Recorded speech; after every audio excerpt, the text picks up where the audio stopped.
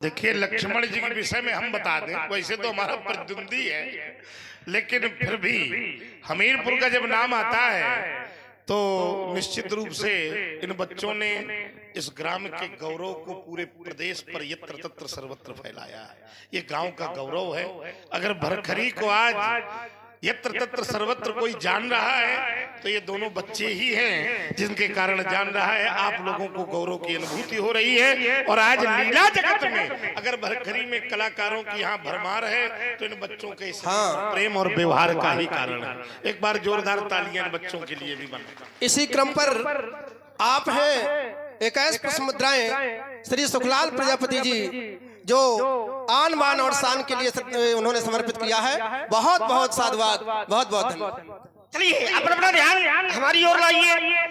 तो संसार में कोई व्यक्ति काल की वशीभूत नहीं हो सकता है। शब्दों पर ध्यान दिया जाए।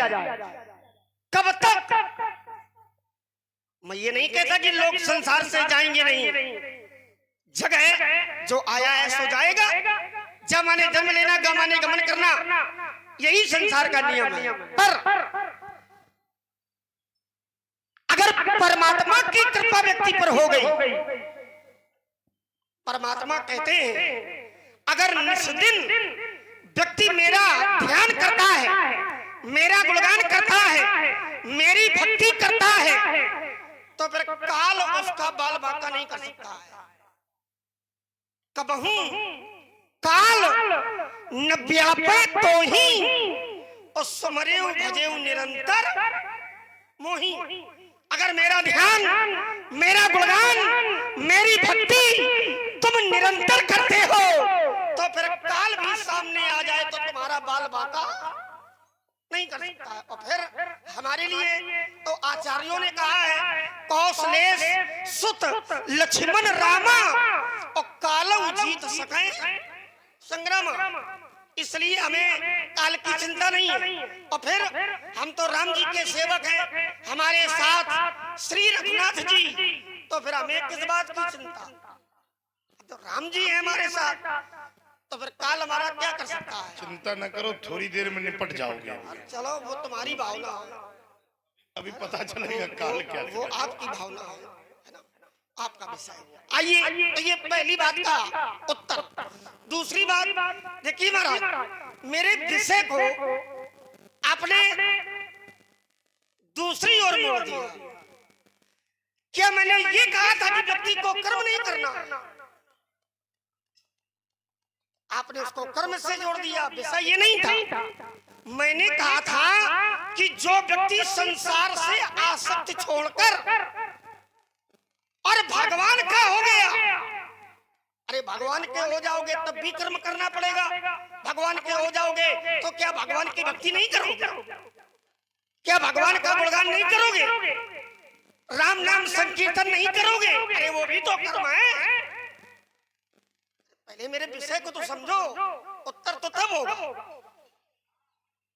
भाई कर्म तुम्हें वहां भी करना पड़ेगा, लेकिन आइए मानस से जोड़ करके केवल एक अर्धाली में आपकी बात को समाप्त करने का प्रयास करूंगा, आपको नहीं। देखिए परमात्मा कहते हैं जो मेरे आश्रित हो जाता है। परमात्मा के दो प्रकार के पुत्र हैं। एक वो पुत्र है जो ज्ञानी है और एक वो पुत्र है जो अबोध है। और जो अबोध होते हैं, ज्ञानी नहीं, जो अबोध पुत्र हैं, अबोध भक्त हैं, उनकी रक्षा जो भगवान के आश्रित हैं। बेटा है अगर छोटा है तो वो माता पिता के आश्रित रहेगा, और अगर वही बड़ा हो जाए तो फिर बेटा माता पिता के आश्रित नहीं रहेगा। ऐसे ही भगवान के दो प्रकार के पुत्र हैं। एक ज्ञानी है, मोरे तोड़ करे समझानी। जो ज्ञानी है वो भगवान के आश्रित नहीं है, लेकिन जो अबोध है, जो भक्त है, वो भगवान के अधीन है, भगवान के आश्रित हैं। और उनकी रक्षा भगवान कैसे करते हैं तो मानस की एक हड़ताली इस बात को प्रमाणित कर रही है। करो सदा तिनके रखवारी और जिमी बालक राखे माता। जैसे एक माता अपने छोटे से बच्चे का ध्यान रखती है, ऐसे ही भगवान अपने आश्रित हो गए भक्त की रक्षा करते हैं। उसी के लिए मैंने कहा था, सीम की चाप सके को तासू और बड़ रखवार रमापति जासू। अगर भगवान रक्षक है तो फिर बाल बाका नहीं कर सकता है। और देखिए, चाहे जहां का सिद्धांत उठा करके देख लीजिए, कहीं कभी हिरण्यकश्यप और उसका पुत्र प्रहलाद, सारा संसार जानता हो, अरे प्रहलाद भगवान के ही तो आश्रित था। क्या नहीं किया हिरण्यकश्यप ने? पहाड़ों से फेंका, गजमा ने हाथी के नीचे डाल दिया, यहां तक प्रहलाद जी को विष भी पिला दिया। लेकिन क्या कोई भी प्रयास उसका सफल हुआ? यहां तक हिरण्यकश्यप की बहन होलिका, और होलिका को ये वरदान था कि अगर तुम आग में भी बैठ जाओगी तो आग तुम्हें जला नहीं सकती। अपने भाई के पक्ष में जाकर उसने कहा कि मैं इसको समाप्त कर दूंगी, आग में लेकर के बैठ जाऊंगी, मैं जलूंगी नहीं, ये जल जाएगा। लेकिन वो भगवान के आश्रित थे, भगवान के भक्त थे। होलिका प्रहलाद जी को लेकर के आग में बैठ गई, लेकिन प्रहलाद जी भगवान के आश्रित थे, इसलिए होलिका तो जल गई, लेकिन भक्त प्रहलाद का बाल बाका नहीं हुआ। ये है परमात्मा के आश्रित होना। इसलिए पुनः विचार करें, चिंतन करें। आइए आपका दूसरा बिंदु। और आप हैं हमारे आदरणीय जीजा जी, हमारे जो कि ग्राम गाहरौली सिवनी से पधारे हुए हैं। आदरणीय सिवनी कुरारा से पधारे हुए हैं, हरौलीपुर से। और आपकी ओर से ये 51 पुष्पोद्राएं श्री लक्ष्मण जी और श्री परशुराम जी को प्रदान की जा रही है। श्री उमेश चंद्र जी शुक्ल, आपको बहुत बहुत धन्यवाद। प्रभु से कामना है कि आप दीर्घायु हो, आपका जीवन उज्जवल हो। और आप हैं हमारे आदरणीय श्री लक्ष्मी चंद्र जी पालीवाल, जो आप लोगों ने कल देखा, दिन में भव्य जवारा महोत्सव, ऐतिहासिक जवारा महोत्सव ग्राम भरखरी के आप जवारा रामलीला समिति, जवारा समिति के आप श्री अध्यक्ष महोदय हैं। आपकी ओर से भी ये 151 पुष्पोद्राएं श्री लक्ष्मण जी और श्री परशुराम जी के मध्य प्रस्तुत की जा रही है। आदरणीय श्री अध्यक्ष जी को बहुत बहुत धन्यवाद, बहुत बहुत साधुवाद। आइए दूसरा बिंदु। मैंने कहा था कि जैसे आप अपने गुरुदेव भगवान की सेवा में लगे, ऐसे ही धनुष तोड़ने वाला भी अपने गुरुदेव भगवान की सेवा में लगा। और ये पुनः आदरणीय श्री उमेश चंद्र जी शुक्ल, हमारे जीजा जी की ओर से 51 पुष्पोद्राएं प्रदान की जा रही है, जो आप ग्राम हरौलीपुर से पधारे हुए हैं। बहुत बहुत धन्यवाद। तो आपने कहा कि हम भी अपने धर्म का पालन कर रहे हैं और धनुष तोड़ने वाला भी अपने धर्म का पालन कर रहा है। अच्छा, आप अपने धर्म का पालन कर रहे हो, धनुष तोड़ने वाला भी अपने धर्म का पालन कर रहा है, तो हम क्या कर रहे हैं? अरे जैसे आप लोग अपने अपने धर्म का पालन कर रहे हो, ऐसे ही हम भी अपने धर्म का पालन कर रहे हैं। आपके गुरुदेव भगवान शंकर जी हैं, आप शंकर जी की सेवा में हो। धनुष तोड़ने वाला अपने गुरुदेव भगवान की सेवा में, और धनुष तोड़ने वाले की सेवा में हम लगे। वो हमारे स्वामी हैं। तो ऐसे उत्तर थोड़ी निकलेगा जैसे आप निकालना चाहते हैं। विषय ये नहीं है, विषय ये है, अगर गुरुदेव भगवान पक्ष में हैं तो भगवान भी अगर विरोध में हो जाए तो भगवान के क्रोध से भी गुरुदेव भगवान उसको बचा करके ले आएंगे। आइए एक सिद्धांत से मैं आपको जोड़े दे रहा हूं। जैसे एक बार भगवान शंकर के मंदिर में एक व्यक्ति भगवान शंकर के नाम का जाप कर रहा था। एक बार हर मंदिर और जपत रहे शिव नाम और गुरु आयो अभिमान ते उठ नहीं की प्रणाम। शंकर जी को क्रोध आ गया क्योंकि गुरुदेव भगवान के विरोध में वो व्यक्ति चला गया।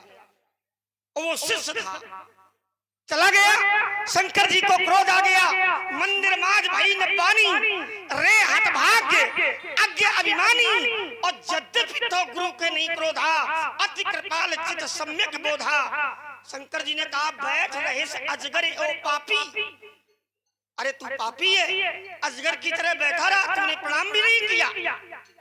तो शंकर जी ने श्राप दे दिया, जा तू जा करके अजगर हो जा। और जिस समय गुरुदेव भगवान ने ये श्राप सुना तो गुरुदेव भगवान उसके पक्ष में खड़े हो गए। हाहाकार कीन गुरु और दारुण सुन शिव श्राप, हाहाकार करने लगे और भगवान शंकर के सामने जाकर के भगवान शंकर की वंदना प्रारंभ कर दी। नमामि समीशान निर्वाण रूपम विभुम व्यापकम ब्रह्म वेद स्वरूपम निजम निर्गुणम निर्विकल्पम निरीहम और चिदाकाशमाकाश वासम आदि। जिस समय वंदना प्रारंभ कर दी भगवान शंकर प्रसन्न हो गए और शंकर जी से कहा कि आप इस पर कृपा करें।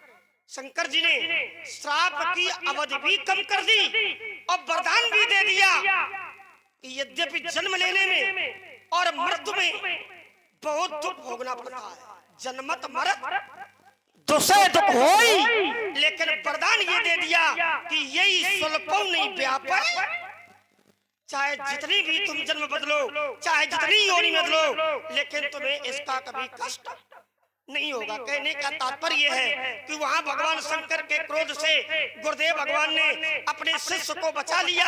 अगर यहाँ भी शंकर जी धनुष तोड़ने वाले के विरोध में आ जाएंगे तो मेरा विश्वास कहता है कि यहाँ पर भी गुरुदेव भगवान शंकर जी के क्रोध से धनुष तोड़ने वाले को बचा लेंगे। ये है गुरुदेव भगवान की महिमा और मेरा विश्वास कहता है आप विरोध में खड़े जरूर हो पर बिगाड़ कुछ नहीं पाओगे। हाँ, हो गई बात बेटे। हाँ, थोड़ी थोड़ी बात हमारी भी ज्यादा ना इसलिए रुको। हाँ ज्यादा हो ही गया है, होगा ना। मेरी चलो ज्यादा अच्छा हो आओ आओ अब शांति सुनो। लक्ष्मण ने कहा कि अगर हम गुरु की सेवा में हैं, ध्यान देना, गुरु सेवा में है। और एक उदाहरण दिया, वहां गुरु सेवा का उदाहरण नहीं, वो तो गुरु का अपमान कर रहा है। जहां मंदिर की बात कर रहे हो वो गुरु सेवा नहीं हो रही। जनक जी जहां का ये उदाहरण दे रहे हैं उत्तर चरित्र का, क्या उस मंदिर में गुरु सेवा हो रही है क्या? एक बार हर मंदिर जपत रहे हो हर नाम। आगे क्या है? आगे क्या है? सब पढ़े लिखे लोग बैठे हो। उसी मंदिर में गुरु जी आ गए तो अभिमान बस उठ नहीं कीन। तो भैया ये सेवा है, गुरु जी का तिरस्कार करा। तो पहले इसको सुधारो कि उस मंदिर में गुरु सेवा करने वाला नहीं बैठा था, गुरु का विरोधी बैठा था। ठीक, पहली बात। अच्छा चलो दूसरी बात तुम्हारी समझे। तुमने कहा कि जो गुरु सेवा में लगा रहता है तो गुरु जी उसके समर्थन में खड़े होते हैं, जो उसका विरोध करता है गुरु जी उसकी रक्षा करते हैं। तो बेटा हम किसका विरोध कर रहे हैं? किसका विरोध कर रहे हैं? धनुष तोड़ने वाले कर रहे हैं। उसने गुरु जी की सेवा वाला काम किया है तो गुरु जी का खड़ा होना चाहिए हमारे विरोध में। तो कहा लक्ष्मण धनुष तोड़ने वाले के गुरु जी आए क्या? देखो तर्क की धरातल बड़ा महीन होता है। इसको समझो। अगर धनुष तोड़ने वाले ने गुरु सेवा का काम किया है तो हमने कहा है तुम्हारे भैया से सुनहु राम जहि शिव धनु तोरा साहस बाऊ समसो रिपु। तो धनुष तोड़ने वाले के गुरु जी को खड़ा होना चाहिए। परशुराम तुम उनते न निपटाओ हमते निपटाओ, चूंकि हमने धनुष तोड़वाया है। ईमानदारी से बताओ, तुम्हें गंगा कसम सत्य बात है ना? कहांगे जय बोलने वाले? अब समझाओ, लड़का फंसा धरा है तुम्हारा है? अगर ये बात तुम्हारी हम सही माने कि अगर गुरुजी की सेवा का काम किया गया है तो भगवान भी विरोध करे तो गुरुजी समर्थन में खड़े होते हैं, तो हम तो जबरदस्त विरोध कर रहे हैं ना। तो ईमानदारी से बताओ, अगर ये सिद्धांत तुम्हारा ठीक है और धनुष तोड़ने वाला गुरुजी का पक्का सेवक है तो गुरुजी को समर्थन में खड़ा होना चाहिए कि नहीं? हम अपनी कोई बात नहीं लगा रहे, खड़ा होना चाहिए। और खड़ा को भाई धनुष तोड़ने वाले के पक्ष में खड़ा को भाई, तो कहीं गुरुजी आए का धनुष तोड़ने वाले? देखो कैसा फंस गया है। संवाद का चक्र यही होता है, शब्द का खेल यही होता है भाई। गुरुजी का अगर वो सेवक है, गुरु चरणों का भक्त है, तो गुरुजी को उसके पक्ष में, तुम कह रहे हो कि गुरुजी उसके पक्ष में खड़े होते हैं, तो हम कहा के आरतियां उतार रहे हैं का? हम तो ये गुरुजी आए का? तर्क सेवक का नहीं है। तर्क देखो, तर्क की लड़ाई शब्द की लड़ाई है, बिल्कुल सीधा सीधा खेल है तर्क का। और इसी प्रस्तुति में आ गए हमारे आदरणीय रामलीला समिति के सक्रिय सदस्य श्री अवधेश कुमार जी पाठक। भाई साहब पाठक, आपकी ओर से भी ये 51 पुष्पमुद्राएं दोनों भगवानों के मध्य प्रस्तुत की जा रही है। बहुत बहुत धन्यवाद। और आप हैं हमारे बड़े भाई श्री मनोज कुमार जी पाठक। मनोज पाठक जी, आपकी ओर से भी 51 पुष्पमुद्राएं प्रदान की जा रही है। बहुत बहुत धन्यवाद, बहुत बहुत साधुवाद आदरणीय अवधेश पाठक जी को और आदरणीय मनोज पाठक जी को। और सबसे ज्यादा धन्यवाद अवनीश जी को, जो लगातार बेचारा नवरात्रि के कार्यक्रम भी इसने किए लगातार और 2 रात्रों से बराबर गांव की सेवा में लगा। इसलिए एक बार ताली इस बच्चे के लिए भी बजाएं। बहुत बहुत आशीर्वाद है, माता जी की कृपा इनके ऊपर बनी रहे। जननी जन्मभूमस्य स्वर्गात् गरी, इसी की भावना को आत्मसात करता हुआ ये बालक इसीलिए सबके हृदय में राज करता है। चलिए बेटे, हमारी आपकी तो ये नोक झोंक चलती ही रहेगी, क्योंकि शब्द की लड़ाई है। अब तुम्हारा सिद्धांत हमने एक पकड़ा, तुमने कहा कि विधाता भगवान भी विरोध करे तो गुरुजी समर्थन में आते हैं, खड़े होते हैं, गुरुजी रक्षा करते हैं, तो हम तो उसको शत्रु माने हैं, मारने की बात कर रहे हैं। तो गुरुजी धनुष तोड़ने वाले के पक्ष में क्यों नहीं खड़े हो रहे? तुम किस सिद्धांत से खड़े हो रहे हो? गुरुजी को खड़ा होना चाहिए। सीधा सीधा बिंदु बन रहा है, कोई ज्यादा खुराफात वाला बिंदु नहीं है। सीधे सीधे आपकी बात पर ही बात लगाई। एक दांव तुमने आज बहुत अच्छा लगाया, हमको अच्छा लगा। अवनीश, अच्छा लगा। अब पहली बार अच्छा लगा, गांव में लगाया इसलिए अच्छा लगा।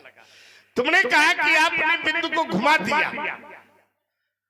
हमारा विरोध तर्क का नहीं, कर्म का नहीं था। चलो साधुवाद, तुमने हमारे तर्क को स्वीकारा कि कर्म जीव को करना ही पड़ेगा, इसके लिए तुमको आशीर्वाद। फिर तुमने प्रतिपक्ष में एक बात लगाई कि जो भगवान के आधारित हो जाता है, भगवान के आश्रित हो जाता है, उसकी रक्षा भगवान स्वयं करते, भगवान अपने आप नहीं करते हैं। उसमें भी अगर प्रहलाद की रक्षा हुई है तो प्रहलाद हर दुर्घटना के पहले उसने भगवान को बुलाया है, स्मरण किया है, तब भगवान ने उनकी रक्षा। यहां भी अगर धनुष बुलाता तो मेरा हृदय कहता है कि भगवान उसकी रक्षा के लिए आते। पहला अंतर, पहला तर्क। दूसरी बात, तुम कहते हो कि जो भगवान का आश्रित हो जाता है, भगवान के चरणों में अपनी प्रीति लगा लेता है, भगवान का ही हो जाता है, तो भगवान उसकी रक्षा के लिए स्वयं आते हैं। भगवान फिर उसे संसार में कोई छोड़ नहीं सकता, मार नहीं सकता। हमने कहा कि तुम काल के वशीभूत हो, लक्ष्मण ने कहा हम नहीं, कोई काल के वशीभूत नहीं है। और एक उदाहरण तुमने दिया, देखो अन्य लोगों के साथ ये प्रयोग किया करो। तुमने प्रमाण दिया है एक का और उत्तर सबका कर रहे हो। संसार का नियम है, जो जन्मता है उसकी मृत्यु निश्चित है कि नहीं? बताओ, कोनो ऐसा तो है नहीं है कि वो मरे ना, लेकिन सप्त चिरंजीवी ऐसे हैं जिनको मरना, एक मार्कंडेय जी ऐसे हैं जिनको भी शंकर जी की 3 दिन की आयु मिली हुई है, और एक काकभूषुंड जी हैं। इतने लोग ऐसे हैं जो इस नियम को मानने वाले नहीं है। जो नियम को न माने उसको अपवाद कहते हैं। क्या कहते हैं? विज्ञान पढ़ने वाले लोग होंगे, उसको क्या कहते हैं? अपवाद को प्रमाण के रूप में प्रस्तुत नहीं किया जाता है। अपवाद को प्रमाण के रूप में प्रस्तुत नहीं किया जाता है। तर्क में नियम का प्रमाण होता है, अपवाद का कोई प्रमाण। और कालजयी होने का जो तुमने प्रमाण दिया है वो अर्धाली काकभूषुंड जी की है।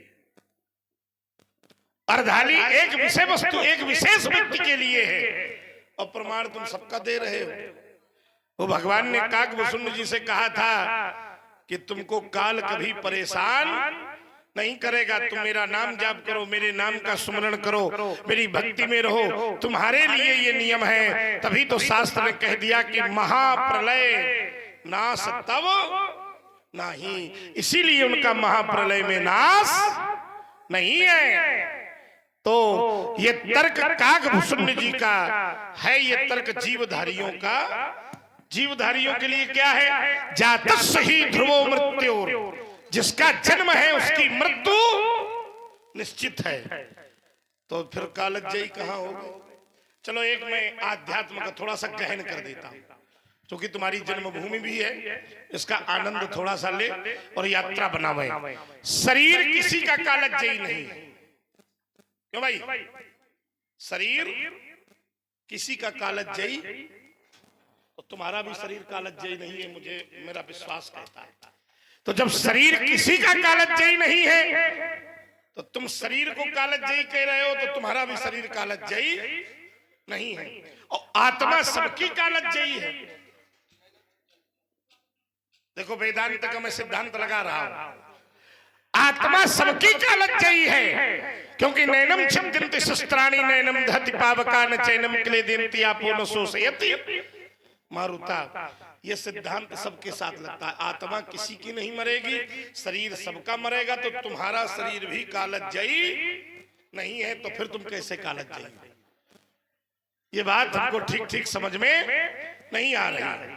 बहुत ही सुंदर प्रस्तुति भार्गव श्री परशुराम जी और शेषावतार श्री लक्ष्मण जी के द्वारा आप सभी लोग श्रवण कर रहे हैं। और ये जो YouTube प्रसारण, जो कि धनुष यज्ञ का प्रसारण आज इस YouTube चैनल के माध्यम से पूरा विश्व इस प्रसारण को लाइव आपके ग्राम की लीला को देख रहा है। ऐसे ही सिवनी जो कि कुरारा से आप लाइव प्रसारण देख रहे हैं।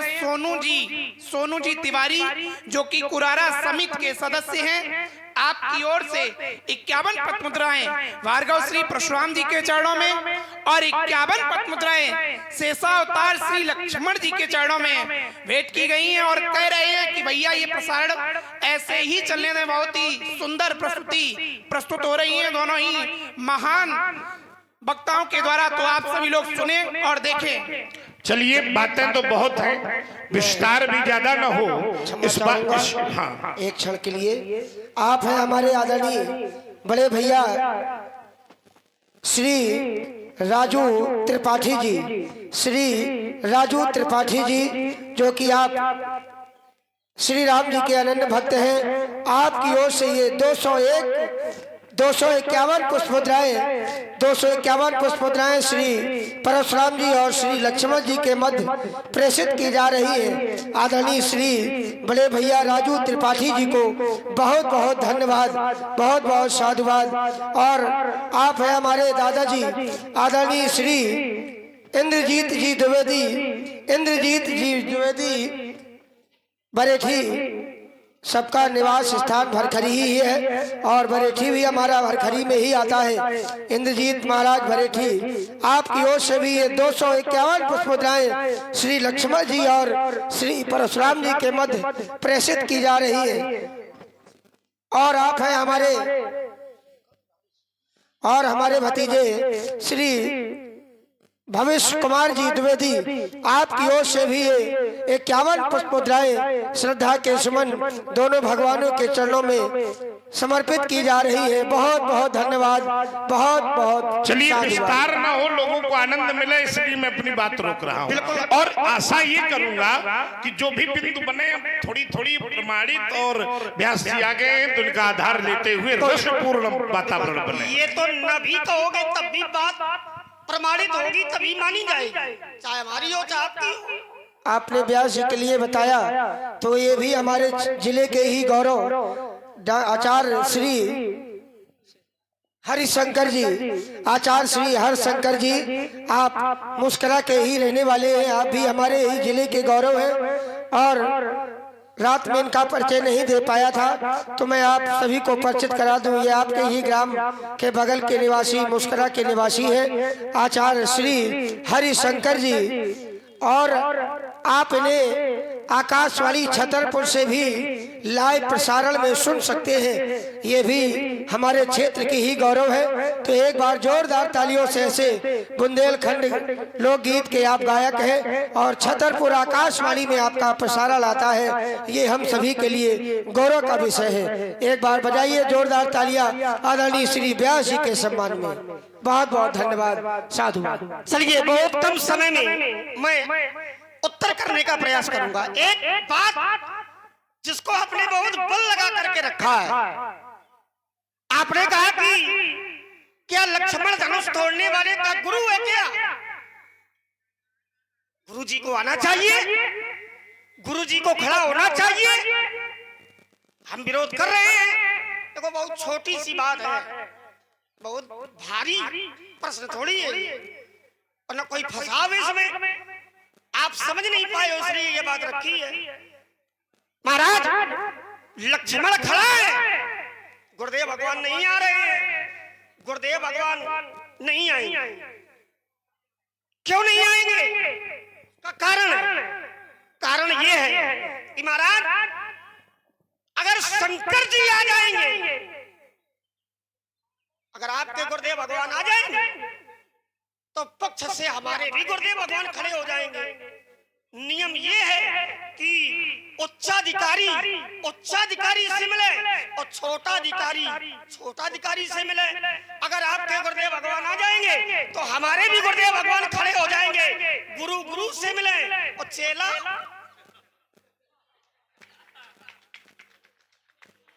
कौन सा बहुत बड़ा ये, इसलिए मैं खड़ा हूं।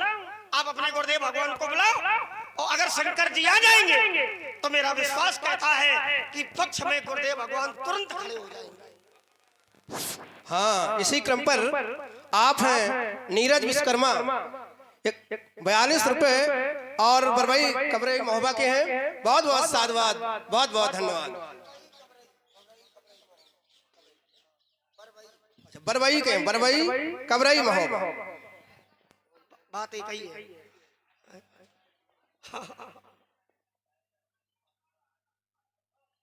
और बोलना। चलिए, आइए दूसरी बात देखिए। आपने कहा कि मंदिर में गुरुदेव भगवान की सेवा नहीं हो रही थी, वो गुरुदेव भगवान के विरोध में था। बात को समझिएगा केवल।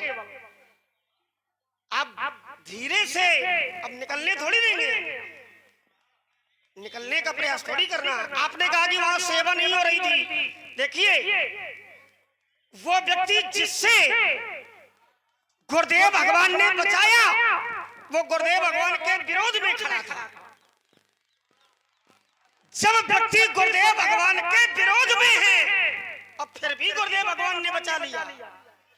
जो शिष्य गुरु जी का अपमान कर रहा है, ऐसे शिष्य को भी अगर गुरुदेव ने बचा लिया तो यहाँ तो धनुष तोड़ने वाला गुरुदेव भगवान के पक्ष में है। भैया कौन है? देखो कोई भेड़िया घुसा है क्या? अरे थोड़ा तो शांत कर दो थोड़ा सा।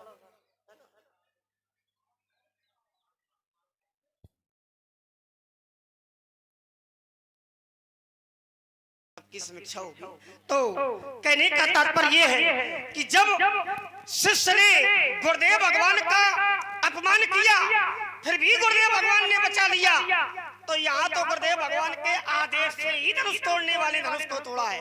आइए व्यास जी बैठे तो एक अरदाली में दूंगा। कैसे?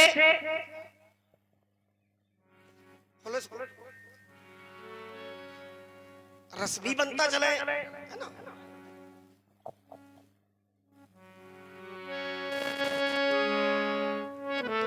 कैसे?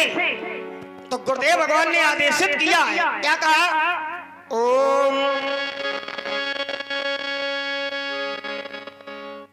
बोले उठभू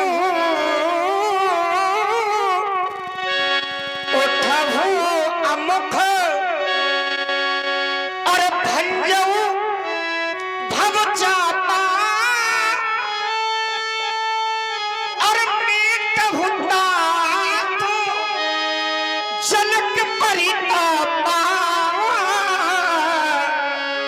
उठऊ अमुख भंजऊ भव चापा और मेटहु तात जनक परि।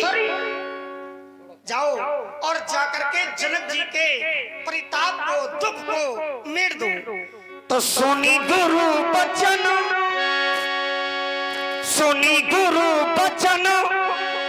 और चरण सिर नावा हर्ष अविषाद न कछु उर आवा। सुनी गुरु बचन गुरुदेव भगवान। और आप हैं हमारे आदरणीय श्री कोठारी नामदेव, आपकी ओर से 21 पुष्पांजलि दोनों भगवानों के लिए।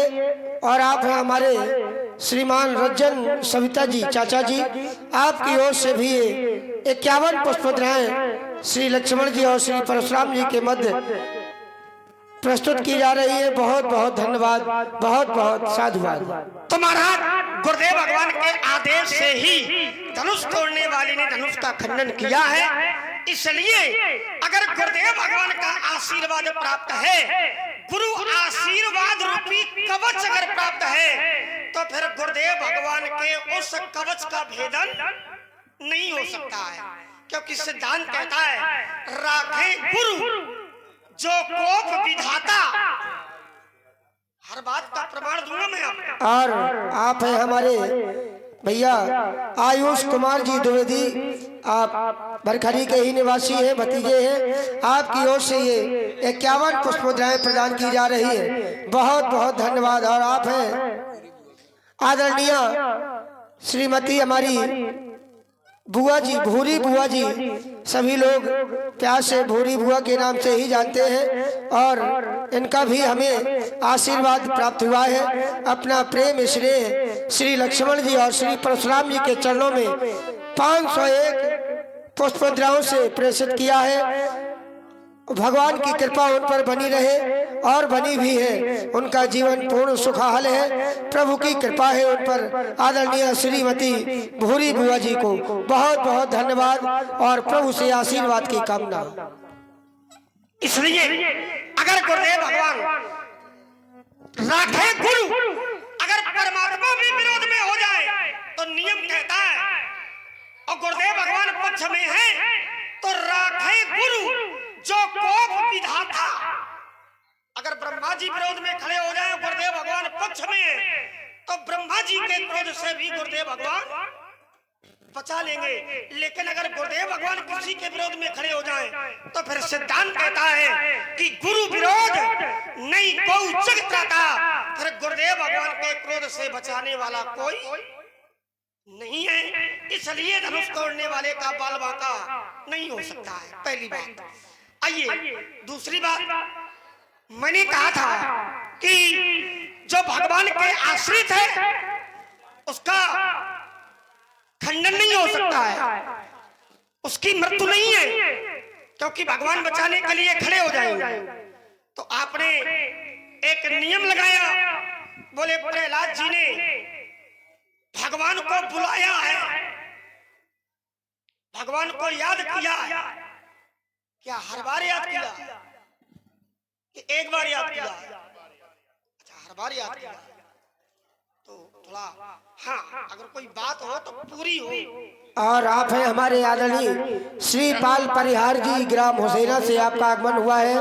आपकी ओर से 51 पुष्पमुद्राएं, और आप हैं हमारे श्री भवानी दीन वर्मा भोनिया भैया, आपकी ओर से ये 21 पुष्पमुद्राएं श्री परशुराम जी और लक्ष्मण जी के लिए प्रदान की जा रही है। बहुत बहुत धन्यवाद। चलिए विस्तार ना हो, इसलिए हम चाहते हैं यहीं रुको, और इस छोड़ो इसको, इस बिंदु को हम लोग, ज्यादा विस्तार होता है तो फिर रस चला जाता है। अभी तो एक ही बिंदु, कोई बात ना, एक कितनी देर एक और कहो तो क्या मतलब है उसका, एक ही बिंदु को हम देखे ले रहे हैं। ये अब थोड़ा एक आध्यात्म का दर्शन दिया था, तो जल्दी कर लो, फिर छोड़े दे रहे हैं। तो मैं जल्दी नहीं, जल्दी इस बात की है कि थोड़ी थोड़ी अगर आदान प्रदान होता रहता है तो रश जो है बनता है। तो मैं रुका नहीं, अब वो रुके हो, चलो हम इसमें उत्तर किए दे रहे हैं, रुके। चूंकि छोड़ो अध्यात्म को, इतने बोलना जितना मैं बोला, इससे आधा अभी रुका जा रहा हूँ, तुरंत लाओ। अच्छा, तुमने ये कहा कि गुरु जी, हमने कहा था कि अगर उसने गुरु धर्म का पालन किया है तो गुरु जी उसकी रक्षा के लिए क्यों नहीं खड़े हुए?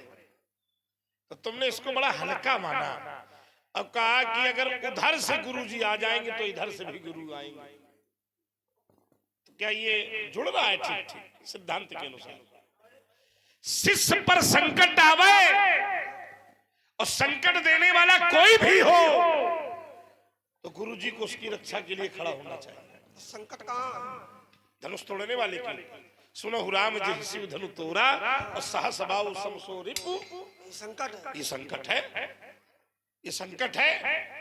ऐसे थोड़ी तुम वो माने होगा कि मधुबन वाला खेल। मधुबन वाले, अरे रुका, सुनो अब मैं आपको शास्त्र से जोड़ रहा हूं। हाँ बोल लीजिए। हाँ, आप हैं आत्म प्रकाश द्विवेदी जी, अंबेडकर चौराहा राट। 20 मुद्राएं भगवान श्री भार्गव परशुराम जी के चरणों में, लक्ष्मण जी के चरणों में समर्पित हुई हैं। बहुत बहुत साधुवाद। भाई सिद्धांत आपने दिया था कि गुरु धर्म का पालन करने वाला है और शिष्य पर संकट आएगा तो गुरु जी खड़े होंगे, वो चाहे विधाता ही क्यों न हो, चाहे यानी विधाता भी होगा तो गुरु जी समर्थन में शिष्य के खड़े होंगे। तो क्या केवल भगवान के विरोध में खड़े हुए हैं? और कौन दैत्य परेशान करे और दूसरे व्यक्ति परेशान करें तो क्या नहीं खड़े होंगे? क्यों भाई? मैं आपको एक उदाहरण दे रहा हूं। देवराज इंद्र के गुरु हैं देवगुरु बृहस्पति, और देवराज इंद्र के जीवन में उनके पूरे वर्चस्व में संकट था राजा बलि के द्वारा। और ध्यान से समझिएगा, बलि के द्वारा तो गुरुजी समर्थन में खड़े थे कि नहीं खड़े थे इस सिद्धांत के अनुसार। और आज भी धनुष तोड़ने वाले ने गुरु धर्म का पालन किया है और परशुराम धनुष तोड़ने वाले का विरोध कर रहे हैं। बहुत ईमानदारी समझिएगा। तो यहाँ तुम्हारे तर्क के अनुसार गुरु जी को उनके समर्थन में खड़ा होना चाहिए कि नहीं होना चाहिए? राजा बलि पर कौन सा संकट था? राजा बलि पर सब कुछ संकट था। स्वर्ग उनका पता ही जा रहा था, राजा बलि पर नहीं इंद्र पर। राजा बलि को क्यों झूठ रहे हो? क्यों संकट था? बलि के कारण। क्या संकट था बताओ ना भाई। अरे तुमको इतना भी नहीं पता? अरे सब पूरी बात बताओ। देखो हमने विस्तार बात कर। देखिए, राजा बलि ने ब्राह्मणों की सेवा करके एक ऐसा रथ बनवाया था जिसका सामना विश्व में कोई नहीं कर सकता, ठीक? और उसी के कारण स्वर्ग पर स्थापना हो गई। और राजा बलि के गुरु शुक्राचार्य जी ने कहा, उनके पक्ष में खड़े थे, कहा कि तुम 100 यज्ञ करो तो तुम्हें भगवान की प्राप्ति होगी। तब गुरुदेव के कहने पर माता अदिति ने कश्यप जी से पूछकर पयोव्रत धारण किया था, जिसके कारण उनके घर में भगवान का जन्म तब गुरुजी ने यज्ञोपवीत पहनाया। गुरुजी से पूछा भगवान ने कि क्या चाहिए आपको। तब गुरुजी ने कहा था कि हमारे शिष्य का राज्यपाठ में लौटा दो। हमने तर्क शास्त्र से जोड़ा है। इंद्र के ऊपर संकट था तो गुरु, और संकट किसके द्वारा था? राजा बलि के द्वारा। तो खड़ा कौन हुआ? गुरु। और आज धनुष तोड़ने वाले के ऊपर संकट है तो खड़ा किसको होना चाहिए? बोलो भाई। तो लक्ष्मण का है बड़ी अम्मा बने खड़े, ये बात समझ में नहीं आ रही। तर्क यहां था, इस विषय को हल करना चाहिए।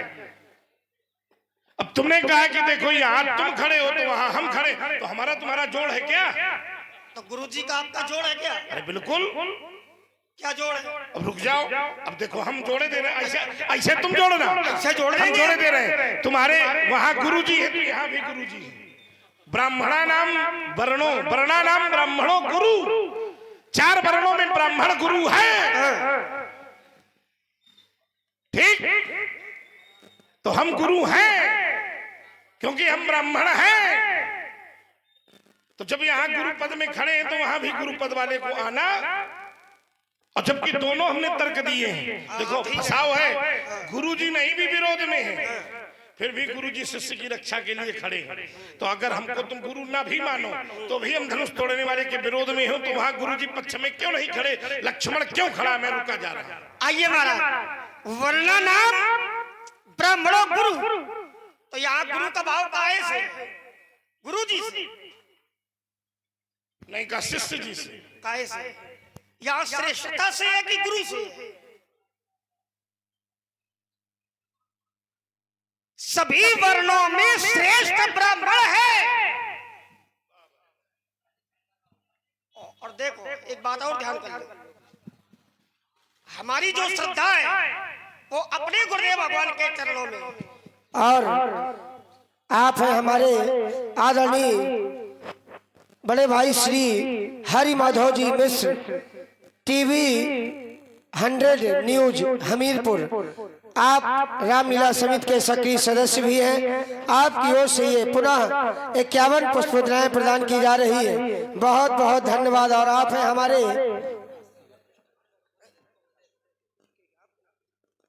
श्री राम स्वरूप जी खांगर, आपकी ओर से ये 21 पुष्प मुद्राएं प्रदान की जा रही है। बहुत बहुत धन्यवाद, बहुत बहुत साधुवाद।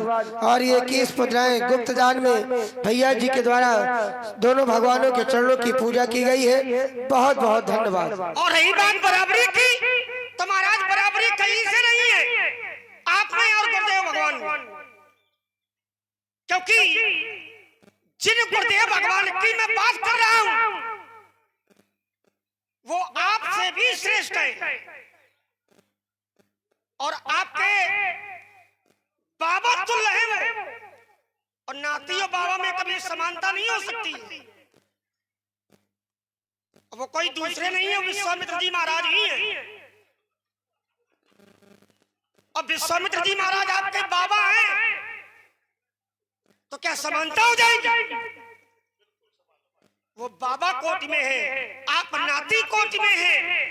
और जब कोई बाबा कोटि का व्यक्ति सामने आ जाएगा तो बाबा सामने खड़े हो जाएंगे। और ऐसे थोड़ी हल्के में बहुत हल्का किए हो। हल्के में नहीं हो गया। चलो चलो, अब जितना हल्का तुम्हारा है उतना हल्का चलो हमारा चलो, है। लाओ लाओ लाओ। तुम कुछ वजनदार लाओ तो हमारे यहाँ से वजनदार। अब ये है कि अंडे की लकड़ी में कितना वजन देना है इसका भी बोध होना चाहिए। ये भूल है आपका। ये भूल हमारी नहीं है, यही न्याय है। ये भूल है, ये न्याय है। न्याय नहीं है ये। लकड़ी काटने वाले को एक बोध होना चाहिए कौन लकड़ी कितना वजन सही लेगी। उपकार करने वाला व्यक्ति अगर बता दे कि मैं उपकार कर रहा हूँ तो उपकार का भी कोई महत्व नहीं। ये बात तुम्हारी ठीक है। ठीक है। और ये भूल है, तुम लाओ। अरे तो हम ला तो रहे थे, इतना इतना अब जब हल्का लाओगे तो हम हल्के देंगे। अच्छा इसका उत्तर ले लो। थोड़ी थोड़ी बातें हो रही हमारी, आप इसका उत्तर ले लो। और थोड़ी करो। नहीं बिल्कुल, और थोड़ी की दे, थोड़ा लोगों को ज्यादा आनंद आएगा। तुमने कहा कि वो बाबा है, तुम नाती हो। अब एक बात बताओ, अगर वो नाती मान्य पक्ष का है तो बहुत, देखो एक शब्द का उत्तर दे रहा हूँ। नाती अगर मान्य पक्ष का है तो उसका पद बड़ा है कि बाबा का पद बड़ा है? ईमानदारी से बताओ। अगर हमारी बिटिया का लड़का है, कोनो नहीं बता। अरे बता रहा है, सब कोई बता रहा है। एक नाती होता है पुत्र का बेटा, और एक नाती होता है बिटिया का बेटा। तो अगर बिटिया का बेटा है तो बाबा और नाती में फिर मान्य पक्ष किसका ज्यादा बड़ा होगा? नाती का होगा ना।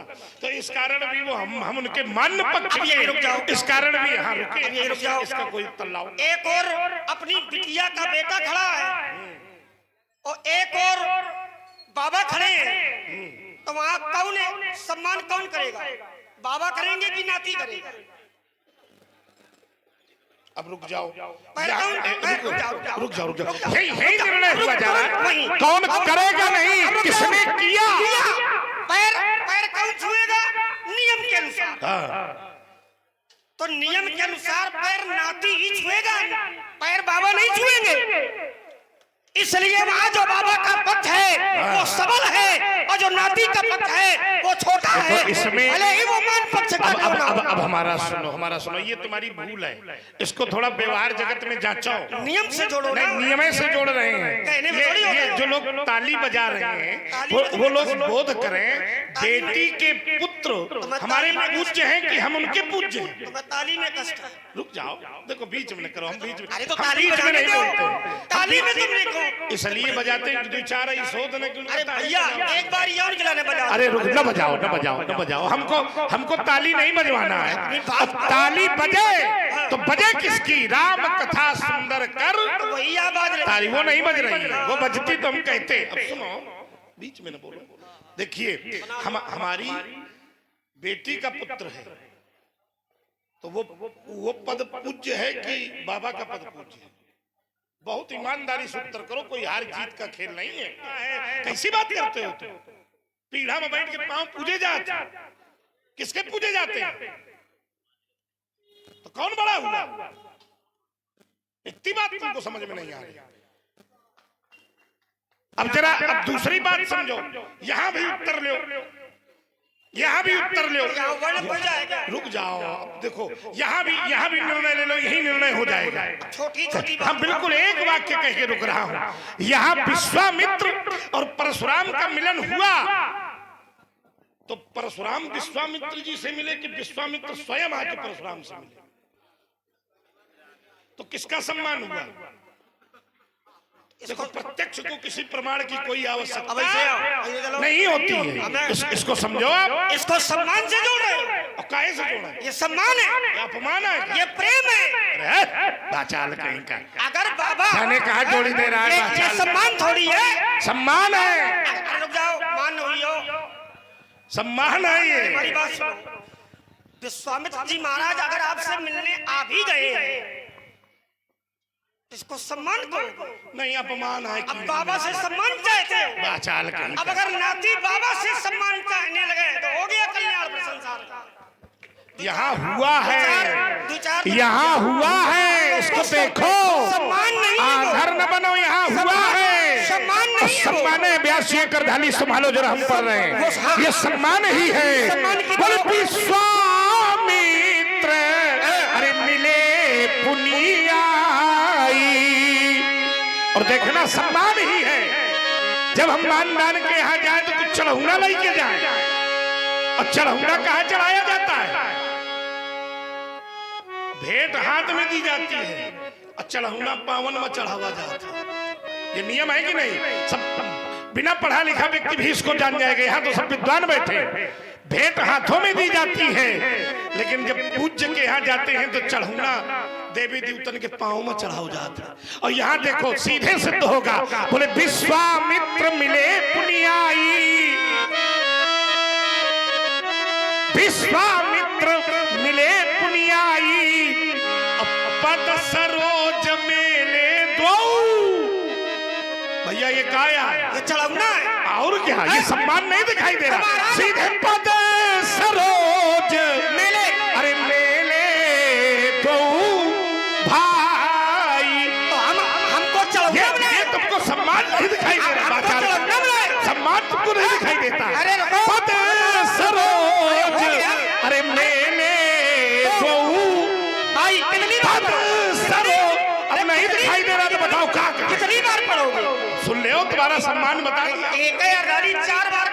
एक है तुम्हारा काम कर गई है।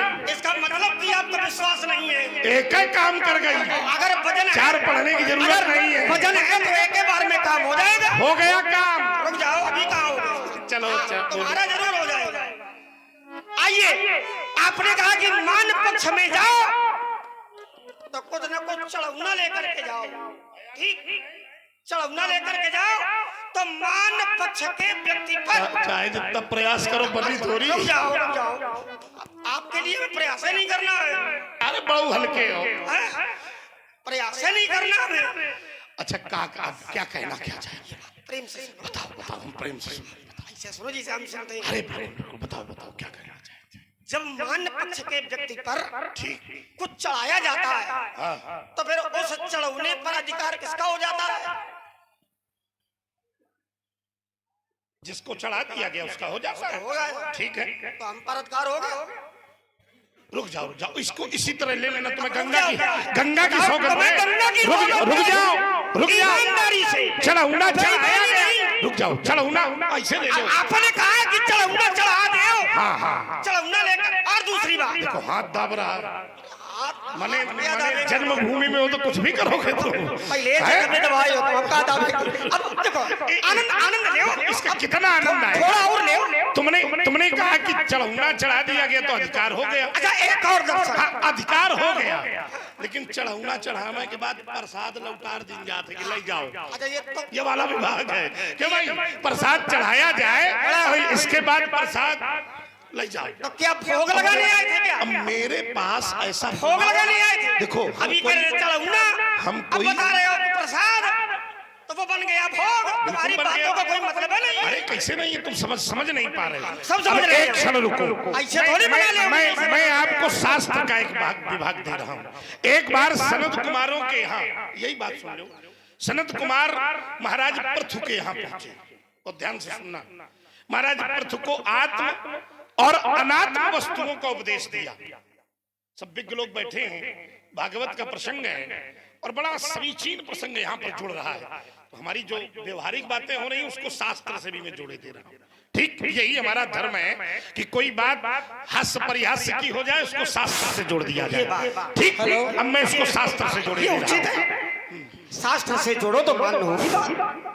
हाँ, आप हैं आदरणीय श्री मुन्ना सिंह जी यादव, जो ठेकेदार 500 पुष्प मुद्राएं, जो अभी भेंट की बात चल रही थी कि जो भेंट चढ़ाई गई है, तो उन्होंने 500 पुष्प मुद्राएं देकर इन दोनों विभूतियों को चरणों में दोनों को क्या जरूरत है? परशुराम के चरणों में दो। राजा के तरीका है, क्या इनको जरूरत है? भगवान ने बहुत साधु भाई भेंट तो महात्माओं की चलती है। ये भेंट चढ़ा दी तो इन्हीं की हो गई है। हाँ, हमारी ही हो गई। अब अधिकार उनका तो नहीं है। हाँ, रुक जा। अब ऐसे हम सुना रहे हैं, ऐसे सुना रहे हैं। देखो जितने लोग बैठे हैं सब शास्त्रीय विभाग के लोग बैठे हैं और ये गांव वैसे भी दिव्य है। संगीत का प्रेमी है, शास्त्र का प्रेमी है। इतना मक्खन का। रुक जाओ अब ये तुम लगाओ भैया।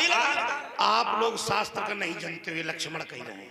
ठीक, हम कह रहे हैं कि जानते हो, हम मक्खन आए लगा रहे हैं। देखो कैसा विचित्र प्राणी है। सत्य बात को कहना इसको कष्ट होता है कि ज्यादा न परशुराम का आए। सुन ले फिर एक शब्द नहीं बोल पाओगे। अरे महाराज, रुक जाओ। चक्कर में हम अगर बीच में बोले तो फिर बड़बड़ा जाओगे। बीच में जैसे आप बोलते हो आइए, बोलते हैं। सनत कुमार एक बार राजा पृथु के यहाँ पहुंचे। आप और अनात्म वस्तु है, दो बिंदु दे रहा हूं, एक आत्म है और एक अनात्म वस्तु है।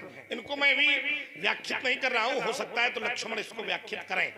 और न अगर यात्रा करना चाहे तो इसमें यात्रा होगी, और न करना चाहे तो जो मूल बिंदु बना है उसकी यात्रा सुनाए। ठीक, तो राजा पृथु इतना प्रभावित हुए कि अपनी सारी संपत्ति सनत कुमारों के चरणों पे चढ़ा दी। भैया और ध्यान से सुनो, महीन बात है। राजा पृथु ने अपनी सारी संपत्ति सनत कुमारों के चरणों पर, तो किसका अधिकार हो गया? सनत कुमारों का। लेकिन राजा सनत कुमारों ने पूरी संपत्ति राजा को चौकीदार के रूप में लौटा दी। यही नियम है और यही शास्त्र का नियम है कि गुरु भी ऐसा चाहिए जो सिख से कछु न ले, और सिख भी ऐसा चाहिए जो गुरु को सर्वस्व दे। तो ऐसा नहीं है, ये नियम नहीं लगेगा वहाँ। रुक जाओ बेटा, फिर बीच में बोले, थोड़ी थोड़ी एक भी नहीं, पूरी बात हो जाने दो, एक बात तो पूरा जाने दो। तो जैसे राजा पृथु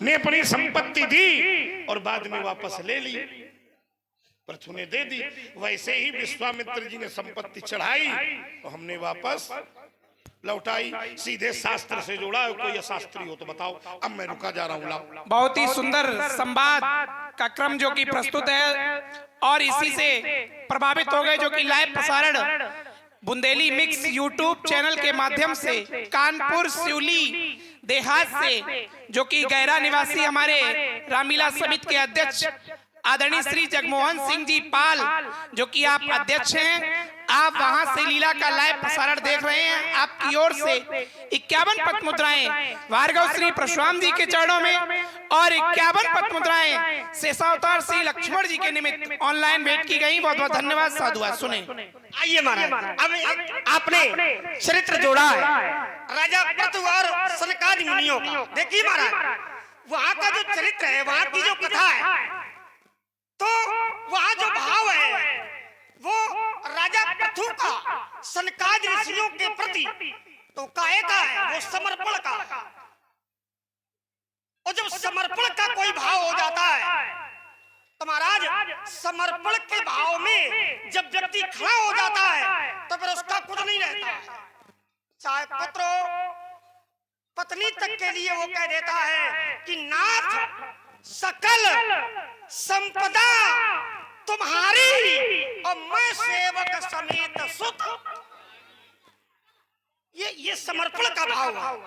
और वहां महाराज पृथु की जो कथा जोड़ रहे हो तो वहां समर्पण का भाव है, वो जानते हैं, क्योंकि सनकादि ऋषि साधारण नहीं है। आइए एक अर्धाली देता हूं कैसे। और ये बात महाराज पृथु जानते हैं, और महाराज पृथु भी कोई साधारण नहीं है, वो भी अवतारी पुरुष है। सनकादि ऋषि व्यास जी क्या है? तो बोले ब्रह्मानंद और सदा लय लीना।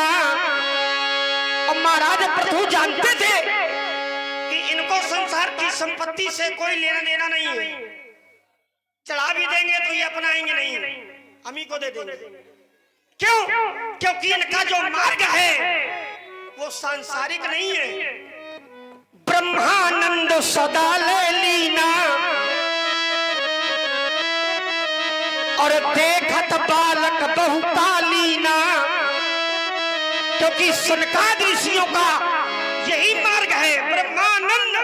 अब वो ब्रह्मानंद भगवान के सानिध्यता में ही अपने जीवन को समर्पित किए। ब्रह्मानंद सदा ले लीना, भगवान की भक्ति और भगवान का नाम, बस यही जीवन का सिद्धांत। संसारिक संपत्ति से मतलब नहीं है। इसलिए महाराज पृथु ने चढ़ाया पर उन्होंने स्वीकार नहीं किया और वापस कर दिया। जैसे स्वीकार नहीं किया, क्या स्वीकार नहीं किया सनत कुमार ने, भावनाओं की कद्र की। पर महाराज पृथु ये बात जानते थे कि ये ब्रह्मानंद सनकादिक हैं, बाल ब्रह्मचारी हैं, इनका जीवन माया धन संपत्ति में नहीं है। इसलिए वहां जो भाव है वो समर्पण का है। पर आप जो चरित्र जोड़े हो वो हम लोगों से जोड़े हो, और हमें संपत्ति मान करके आपके चरणों में समर्पित नहीं किया। क्योंकि अपनी संपत्ति दी जाती है, दूसरे की संपत्ति नहीं चढ़ाई जाती। भैया ध्यान रखना, अगर आपकी संपत्ति हो तो आप चढ़ा दो। देखो जो हमारे पिताजी ने महात्मा श्री विश्वामित्र जी को हमें धरोहर के रूप में दिया है। और धरोहर जो होती है वो अपनी संपत्ति नहीं होती है, और अपनी संपत्ति भैया चढ़ाई जाती है, दूसरे की संपत्ति न चढ़ा। इसलिए वहां पर ये विश्वामित्र जी से कहो कि दूसरे की संपत्ति हम कैसे चढ़ाती है? हम क्यों कहें? हमसे क्यों सुना रहे हो? तो चढ़ाया ही नहीं। प्रणाम करना हमारा धर्म है, हम क्षत्रिय हैं, आप ब्राह्मण हो। गुरुदेव भगवान ने सोचा बाल ब्रह्मचारी देखिए चौपाई का अर्थ कहता है पद सरोज मेले दो। दो भाई तो क्या मतलब इसका? क्या मतलब हुआ इसका? अरे प्रणाम करवा दिया। जैसे हमारे यहाँ विश्वामित्र जी गए तो पुण्य चंदन मेले सुचारी, ठीक है, वहाँ भी मेला है, ऐसा यहाँ मेला है, तो क्या दही दिया? दही। और अरविंद कुमार जी आचार्य जी करगांव सहायक अध्यापक आपकी ओर से 101 पत मुद्राएं भार्गव श्री परशुराम जी के चरणों में और 101 पत मुद्राओं से श्री लक्ष्मण जी के चरणों का पूजन किया है। बहुत बहुत धन्यवाद साधुवाद। देखो इसमें एक बात पहले ये समझ ली जाए, विषय वस्तु क्या है और कथा वस्तु क्या है। विषय तुमने कहा कि वहां सनत कुमार जानते थे कि बैरागी आए लइए थोड़ी, यहाँ ये भाव ही नहीं है। सनत कुमारों को ऐसा उपदेश दिया था कि उनको संसार असत्य लगने लगा था, इसलिए उन्होंने सब कुछ दान दे दिया। ये बात पार्थू जी जानते हैं। ठीक, ये नहीं जानते कि बाबा बैरागी आते थे तो फिर लौटा रहे देंगे, ये भाव नहीं है उसका। समर्पण का हाँ, भाव। न भाई, आत्मज्ञान का भाव। क्या है? जैसे किसी को आत्मज्ञान हो जाए और वो आत्मज्ञान आत्मसाधित हो जाए तो फिर संसार को झूठा मान लेता है। और राजू सिंह जी राठौर आपकी ओर से भी 51 पत मुद्राएं लोतरताल से भेंट की गई। बहुत बहुत धन्यवाद साधुवाद। तो विचार करें, हमारी आपकी जो चर्चा चल रही है, सनद कुमारों के उपदेश से संसार उनको अनात्म लगा और स्वयं को आत्म समझ बैठे। जैसे अनात्म क्या है? जो नश्वर हो, ये अनात्म है। यही माया की